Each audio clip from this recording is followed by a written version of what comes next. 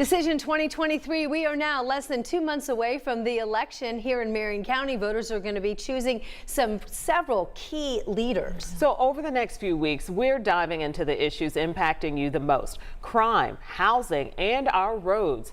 Lauren Kostick is here. And Lauren, we know these issues impact everyone in Marion County, but they actually hit harder in certain areas. They certainly do, Ann and Felicia, especially this community on the near northeast side, dealing with one of the most pressing issues. And tonight, we show you why.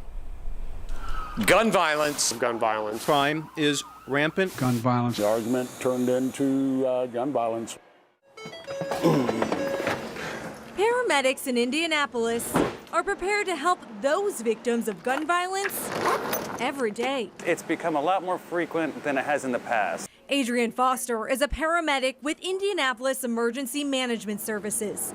He sees firsthand what gun violence does to people in our city, both the people who get shot and those who try to save them. I had a situation years ago with a 10-year-old that was shot during a drive-by. He ended up being paralyzed from the waist down. And one thing he said to me en route to the hospital is, "If I die, I love you." Gun violence is a national issue. In Indianapolis, it's worst in the new City Council District 8, which includes Martindale-Brightwood, Crown Hill, Devon, and the Meadows. Those neighborhoods have seen 32 homicides this year, more than any other district. I don't even want to ride over here no more, period, point blank. Just coming up on the scene and seeing my son laying out, like, that's not cool. Tequila Moore lost her son to gun violence in July. He was one of the 4 people killed at this intersection, 34th and Emerson. It's one of the deadliest corners in the city. I don't know what's going on with my son's case. I don't know anything. Something does something to you when you can listen to a neighbor that tells you about something. You go downtown and get something done, and you change their quality of life. Ron Gibson understands the problem. He lives in the community, and he's a former counselor, now running unopposed to represent the district. We love our community. I have a 5-year-old. I'm here. I'm vested in this community. I have to make it safe for him. Ron also says part of the job is changing the narrative. I think holistically, we can deal with it. We can change the narrative. We can change the way people think. We can change the way people act. We can, if we all as a community work together.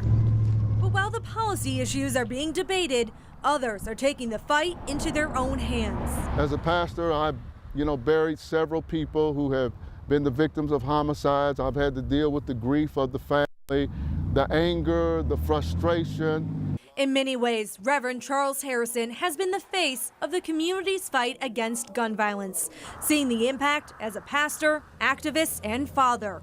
His church, Barnes United Methodist, is just across the line from the district. I just believe it has to be a bottom-up approach, and if you get residents involved in churches and grassroots organization, I think we may see better results. Gun violence citywide has fallen since the peak in 2021, but homicides are still 52% higher than they were in 2016. While politicians and activists try to find strategies, Adrian Foster is focusing on helping those impacted when the call comes. And on Thursday, we are continuing this series looking at District 2 on the near north side, and we'll tell you the issues they are seeing, especially when it comes to housing. Yeah, it's really important coverage. Thank you so much, Lauren, for giving us this context and perspective as we get ready to cast our votes.